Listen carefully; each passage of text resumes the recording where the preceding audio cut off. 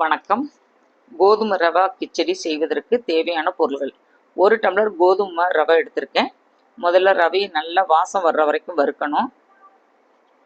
பிறகு குக்கரில் எண்ணெய் ஊற்றி பட்டை, கிராம்பு, ஏலக்காய், பிரிஞ்சி இலை, கடலைப்பருப்பு, பச்சை மிளகாய், மிளகாய் வத்தல், வெங்காயம், இஞ்சி சேர்த்து நறுக்கி வைத்த பொருள்களையும் போட்டு மஞ்சள் தூள், கொத்தமல்லி இலை, உப்பு சேர்த்து 1 டம்ளர் கோதுமை ரவைக்கு 5 டம்ளர் தண்ணி ஊற்றி கொதி வந்ததும்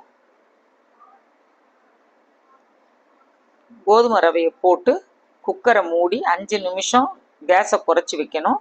பிறகு 5 நிமிஷம் கழித்து கேஸை ஹையில் வைத்து 2 விசிலுக்கு வைக்கணும். ரொம்ப சாஃப்டாக வெந்திருக்கும். இதில் அதிகம் நார்ச்சத்து இருக்குது. செய்து பாருங்கள். ஷேர் பண்ணுங்கள். சப்ஸ்கிரைப் பண்ணுங்கள். தேங்க்யூ.